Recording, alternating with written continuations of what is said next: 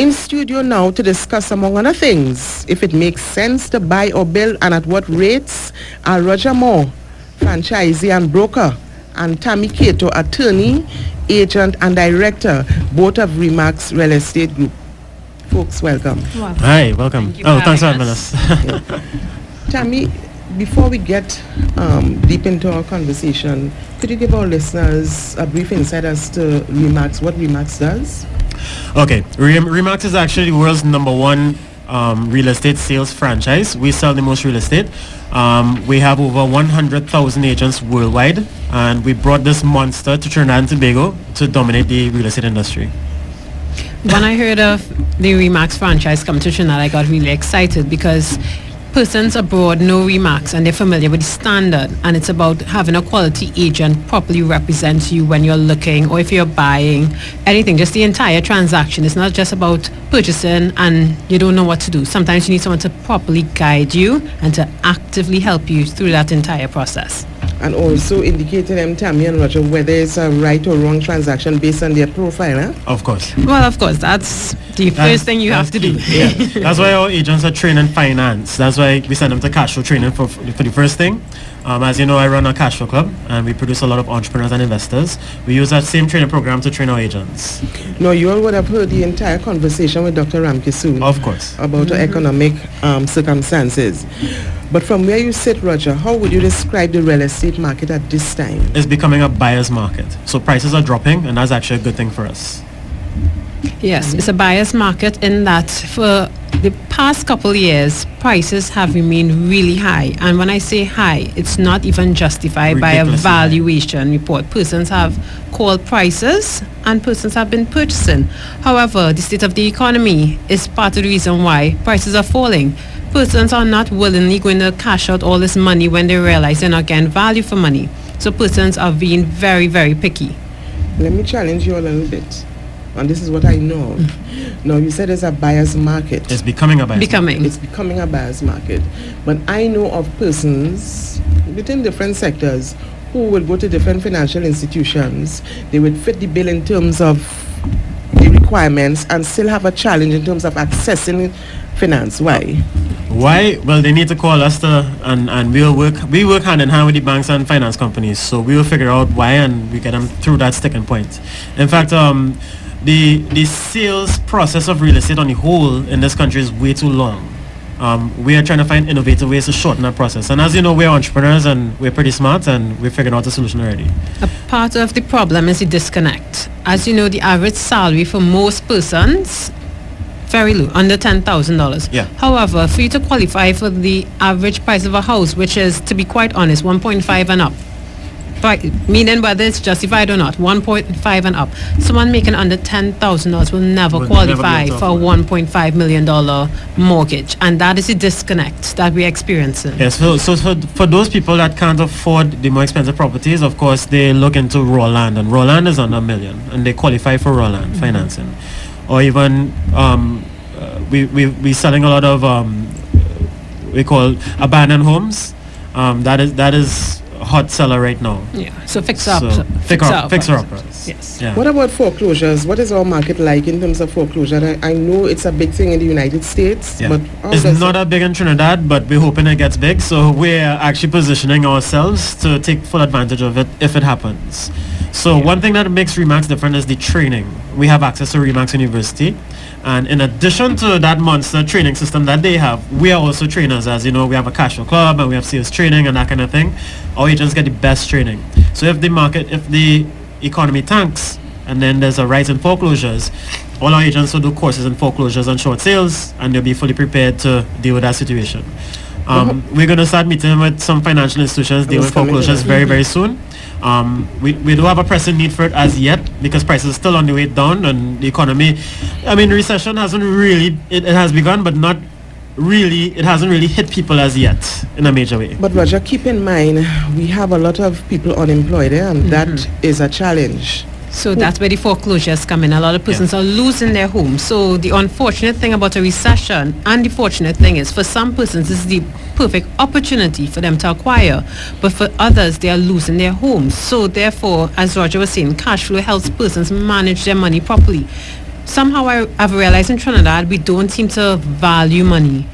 We have a salary, let's say 5,000, 6,000, 7,000. How are we still saving from that? Some people think it's too low to save from. You can. You need to probably cut your expenses. You need to see what is important to spend money on and what is just luxury. Trinidadians spend money on luxury items. Yep. A lot of luxury items that aren't necessities. It's not necessary. It's really not necessary. I think it's a culture change we need to implement during this time. And it's been implemented right now. We are seeing a change because we're on the ground floor. We're not in the ivory towers looking down. We're on the ground floor dealing with people who are losing their jobs because we run a Cashflow club. So a lot of people get downsized. They come to us for training to learn how to do their own business, how to start their own business, or even how to invest in real estate. Because these things are they're not taught in the school system. So people are woefully unprepared for business. If they lose their job, they'll literally sit in ducks. Now we have another situation, Roger and Tammy, whereby some persons may have lost some aspects of their pay packet, but they are still interested in acquiring some asset, piece of land, a home. So how I know you all indicated that you all plan to have conversations with finance houses, but would that conversation include how those finance houses would treat with that profile of buyers? In terms of what? If they just have cash alone? No. Okay, their pay packet was reduced for one reason or another. Oh, you mean their salary? Their salary. Okay. Because some organizations are making adjustments with their employees. Right. So the financial institutions, so of course, they make adjustments. They qualify based on what that pay will be. And then they will know exactly what they're qualified for, and we can find them properties based on what they're qualified for. It's actually very easy. Right now, honestly, because our agents are trained in sales, which is different from the rest of the world. Agents are just trained in real estate and not in sales. Because our agents trained in sales, we are getting a lot more properties than usual. So we have over $1 billion in property to sell right now, and we're getting more every single day. We have about 22 agents now. We're soon to be 30 because we're hiring more.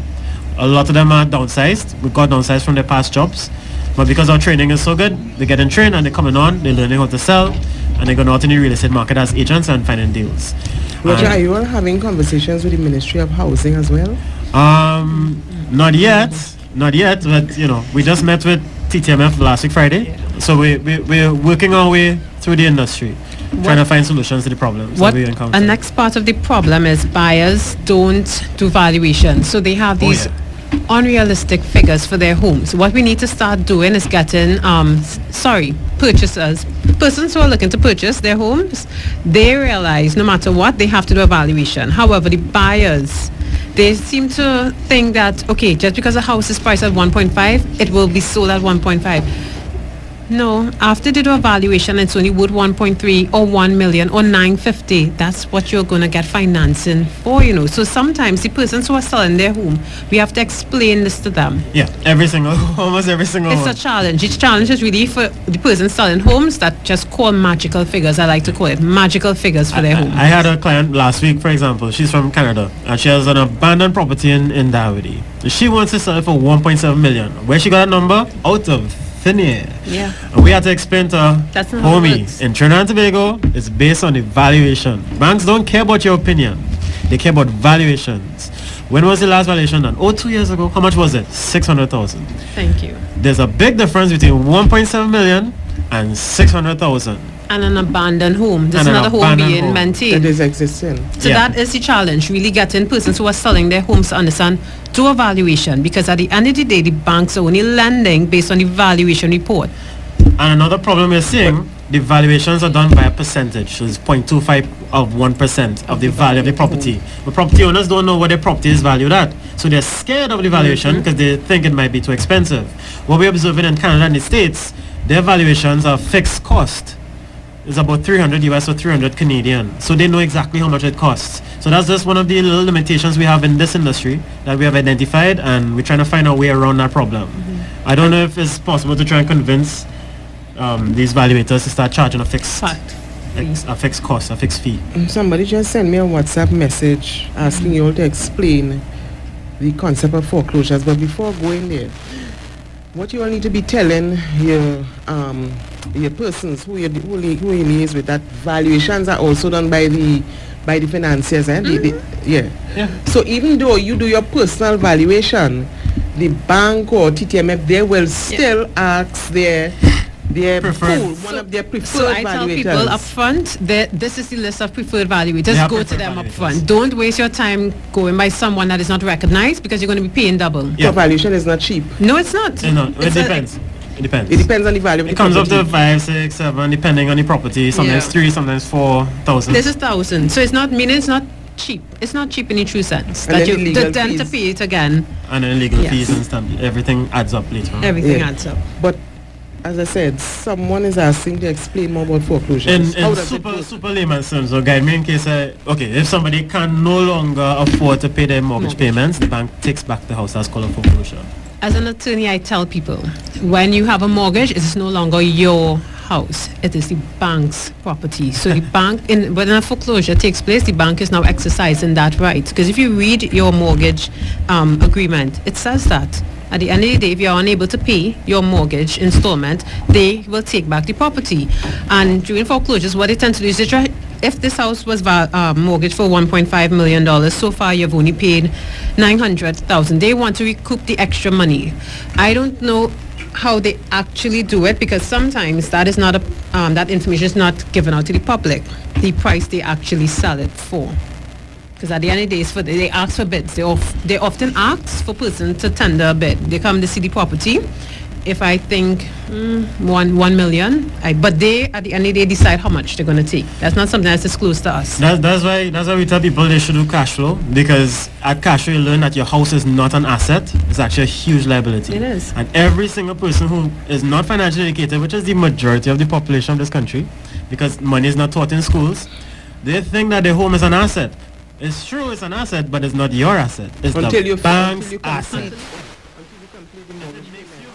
Then it's an asset. If it doesn't make you money and you're spending on it every month, it's a liability. And most times it's the bank's asset, not your asset. Yeah, when you finish pay for your mortgage after 25 years, 30, then you could say this is my home. Until that time, it is not your home. So tell me, in other jurisdictions, when foreclosures are being resold, it is the resale is the resale equates to the value of the property. Is it the value of the property or is the value of the unpaid difference? Oh, That part I that's something cannot we have to confirm talk with to you. the banks about. Okay, we haven't started going after the banks yet for foreclosures And as that's yet, something because they want again, to tell. from what we are seeing, it's still early in this recession. This is going to be a long recession. You'll have no idea. So very long Negativity. recession. So what are the low Oh, I'm not being negative. I'm being real. We've been very real. This is early. Early It's stages. time to be an entrepreneur. This is now Trinidad this is is full now of when you have to talented start reading people. Rich Dad Poor Dad and start looking into being an entrepreneur for Yeah. real, and not just the young people but the older people as well. Everyone has something they're good at. You need to find a way how to turn that into an income producing something for you. It doesn't matter. It doesn't have to be anything complex. And even if you're good at baking, bake on a weekend and sell. You can't just have Something one, simple. You can't just have one source of income anymore. A salary alone, if you have a salary alone, you're actually you're living a very risky life. You need more than one source of income.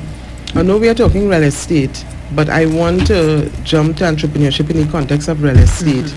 What are there any entrepreneurial opportunities? Humongous opportunities in real estate. Huge. So, Tell me. Remax. Oh gosh. Well, so Remax, a franchise. You could go in as a broker. What we have uncovered so far, huge opportunities in property management, for Yes. example. A lot of people who do cash flow, a lot of them move on to do property management courses. We have one guy who is running one of the best courses in the country. So a lot of people doing those courses and getting into property management. A lot of apartment owners want somebody to manage their properties for them. And one thing we have going on a lot of in Trinidad and Tobago is real estate. Lots of properties all over the place. Our office is located in St. Augustine, the mecca of apartment buildings. Everywhere you look is apartment buildings. Almost every single owner needs a manager somewhere along the line. But Roger, I know you indicated earlier that we now have a buyer's market. It's becoming a buyer's market. It's becoming a buyer's market. Yes. What are the profiles, the usual profiles of A buyer's market? right now? No, buyers right now. The profile of buyers right now, Yeah. I mean, like in terms of the behavior. No, their characteristics in terms of right. yeah, So, I would have, demographic, that kind of thing. older, male. I don't wanna call them No, just see with the reality. older male men, 45 and over, tend to be into real estate. I mean, everybody's into real estate, but the ones who are really into it tend to be older and male. Yeah, that's what we are saying. The younger persons have a challenge because, as I tell persons, if you're a single 20, how old are you? 23-year-old person who probably just finished UE or now starting to work. Your salary is just under $10,000. You're unmarried and you want to purchase a home. Oh yeah, impossible. Thank you. That's the reality. Impossible. So what I will advise young persons to do, I will advise you as soon as you start to work, save. Because what you need to ensure you have is your 10% down. And in addition to saving, I'll give my cash flow advice, also learn to sell. Sales equals income. Yeah. So you want your job, have your salary, but sell on the side and make sure you're so good in sales that your sales trumps your salary every month. Get that cash in and then start buying assets and increase your source of income. Then buy property. I hear both of you, but remember, we still exist in an environment where financiers want to see a job letter and that you are in a secure job. So what happens to like Karen and Jamil, who are entrepreneurs, have their cash flow and want a house? Okay, so it's one thing. It's one thing you have to. Now we have to start defining what it is you're looking for: a house or a home. A home to live in is a different story. If it's a house as an investment property, you can raise capital. You could still use bank financing, but you have to raise capital. Again, the school system doesn't teach you that. A lot of those entrepreneurship courses also don't teach entrepreneurs how to raise capital. You have to raise capital to buy property. That's a norm, not just in Trinidad, but worldwide. And that's a skill you have to work on and develop over time. The girlfriend, so he can speak to his girlfriend. Let's hope they're like mine. So she as well bringing something to the table. You may have friends or family members who are looking for investment as well. If everyone brings at least 50,000 to the table, you're looking for something reasonable, you know. So you're not going to look for an apartment building that is any. You're not going to look for 20. No, you're going to look for one that is probably simple, something under $1 million. It's not going to be fancy and aesthetically appealing. However, fix up what I can work on. Thank you. You spend probably $20,000 to $30,000 in just renovations. You rent it for $3,000 to $4,000. These magical figures in terms of rentals these days. So let's go with the average price of a rental: $3,000 to $4,000 for a 2-bedroom apartment. But the first step is he needs to find other persons who are looking to invest. When you sit down and do the math, you can actually make back that money.